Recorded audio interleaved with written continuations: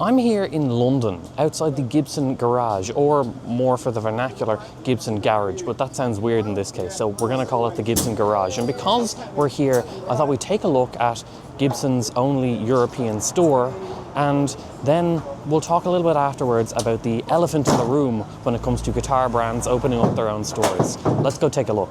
Walking into the Gibson Garage, it's immediately apparent that this was done well. This isn't really a guitar store, it's more a showroom where everything is for sale. With hundreds of guitars swinging from the roofs and carousels, it's an impressive sight to behold. And sure, maybe it's a bit gimmicky, but it's a good gimmick. It's not only visually impressive, but it also ties into how they dry the guitars in the factories when they're sprayed. It's well thought out and looks visually good. There's two racks. The one that you're seeing is the custom shop rack, and this has the most guitars on it, and it is very impressive. There's also a smaller rack that has the Gibson USA swinging from the roofs, and I think overall it really does set the Gibson showrooms apart, but there is a bit of a drawback, and that would be, maybe it's just me, but there is maybe a mental block on you have to stop the carousel to get a guitar off to try it. And I get it, these are expensive guitars, you don't want everybody mauling them, but at the same time it does feel just kind of like it's kept out of reach for a reason. And I don't really like that, and that's coming from someone who does own a Gibson custom shop, spoiler alert. I own a Gibson custom shop now, but we'll talk about that in a future video. The most standout thing of the Gibson Garage to me was the custom shop experience. This is done exceptionally. They've got the full setup of where you can figure out exactly how you want your made-to-measure guitar to be, ranging from the profiles of the necks. You can feel all the different ones, you can take a look at different finishes, and you can pick your top on what guitar you're getting built. Of course, this is a pretty penny, but you get an experience with that which you don't get elsewhere. So this is the first burst. That was with factory burst, and then when they faded, the 59s, they faded into all these variants, like the lemon burst. You'd see that kind of like maybe on greeny, tobacco burst, and all the different variations of finishes that you can get based off the original. That's the made-to-measure program where you order a guitar custom specific to your specs, but they also have a lot of custom shop Gibsons that are stock and available for purchase. This is not just the showroom, it is a guitar store. These guitars are all for sale. This display changes every so often. At the moment it's like SGs, some kind of special, like we've got 58, 59, 60, customs, and then gold tops, or 57, 58, 59, 60, and then custom. Couple of like, those two are like the NAM 1955. Right, and behind us, it's one of the big things that you'll see throughout the store. There's a lot of merch. There is a huge variety of Gibson merchandise. It is a guitar store, but it's also a merch store. And they really don't hide that fact. There is merch pretty much in every corner of the Gibson Garage. You've got every t-shirt you can think of with Gibson written on it. You've got Slash t-shirts and a whole variety of other Gibson company t-shirts, be it Maestro or Mesa Boogie, Gibson. There were these Gibson lift and reissue leather bags that I thought were actually kind of cool. They had some imagination to them, as well as the Gibson wallets, and then a whole bunch of more t-shirts, hats. There were Gibson socks and bandanas.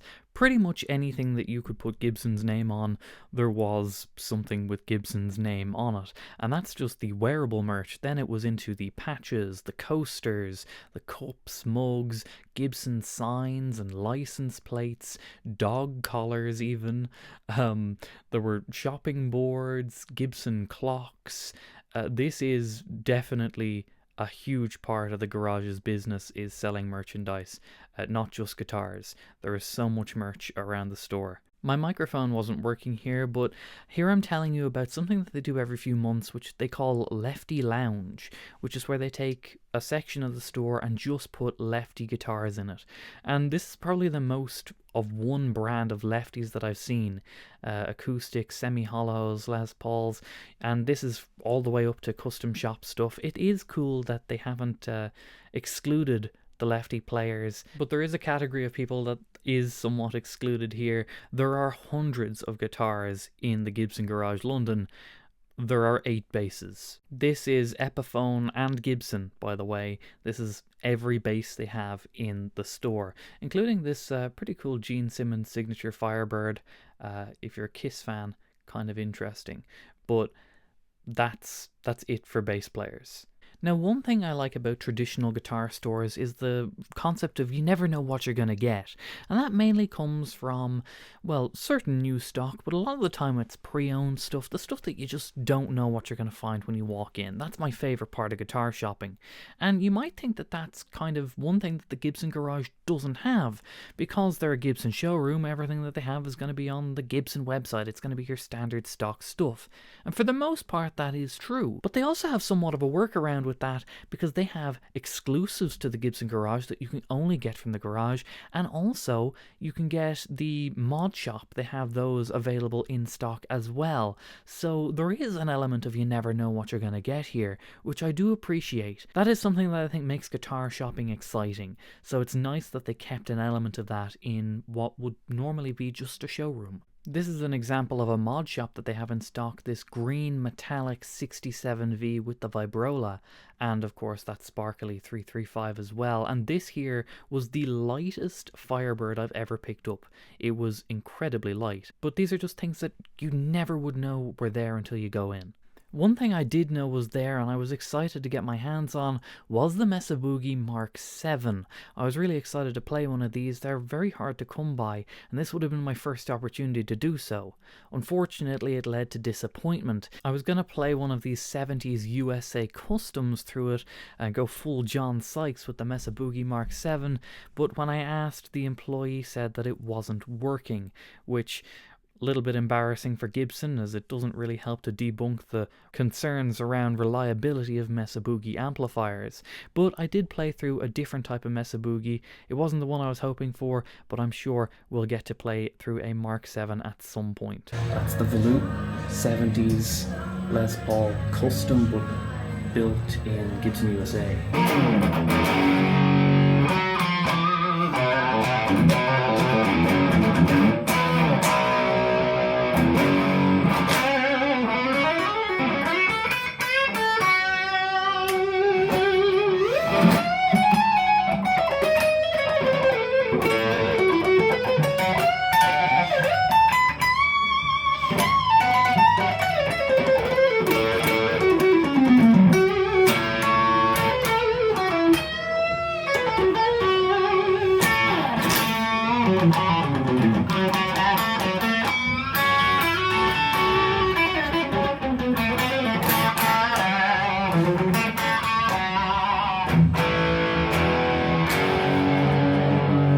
There was also a plethora of Gibson acoustics, but I really don't know too much about Gibson acoustics, so I can't say much, but they looked quite nice, and even played quite nice as well. I did get a chance to play one too.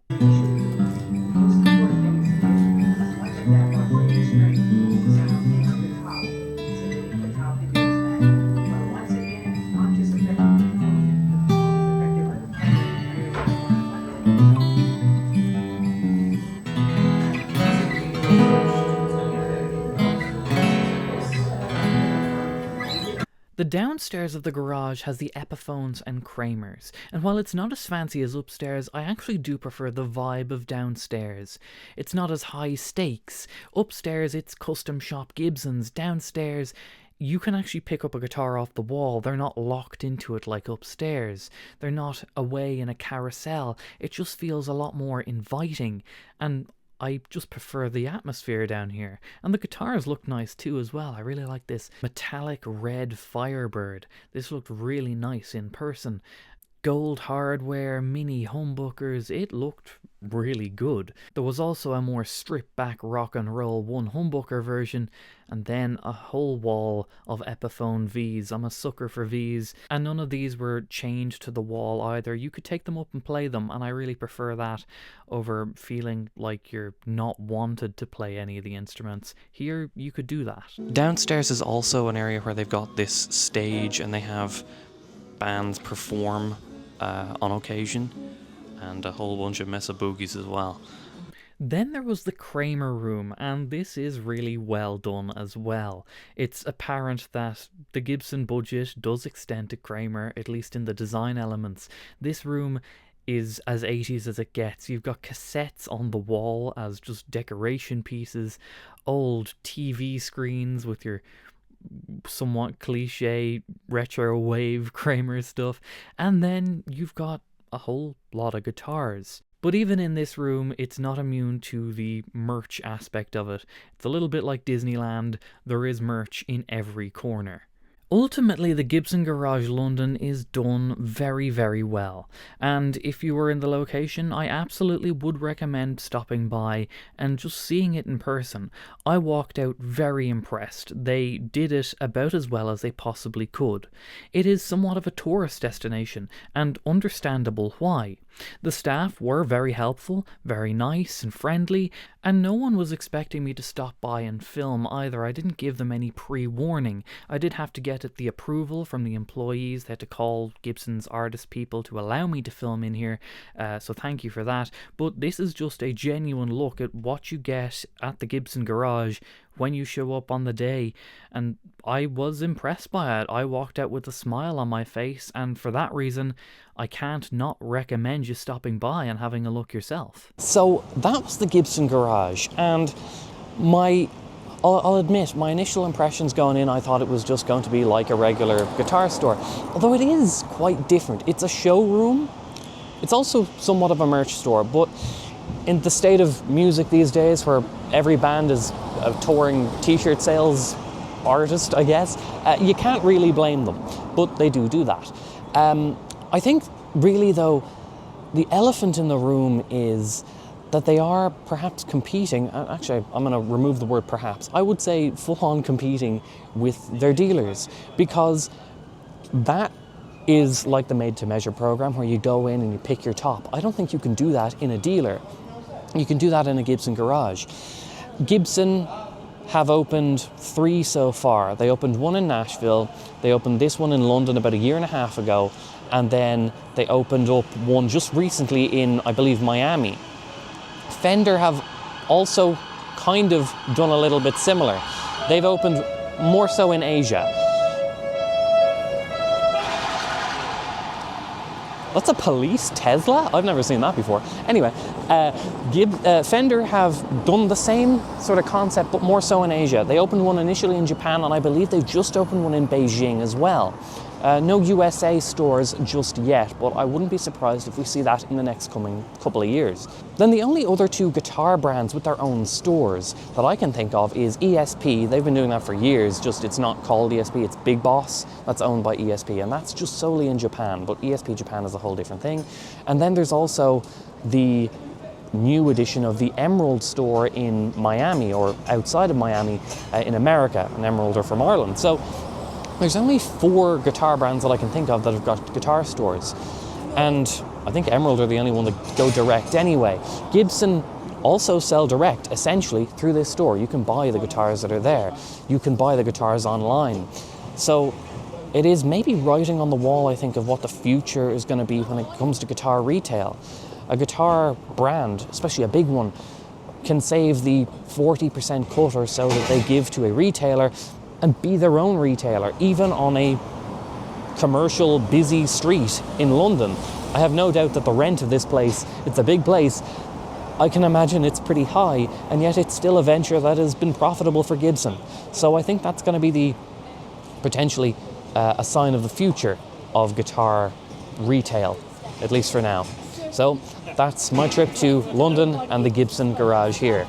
Thanks for watching, like and subscribe, and I'll see you next time. Bye-bye.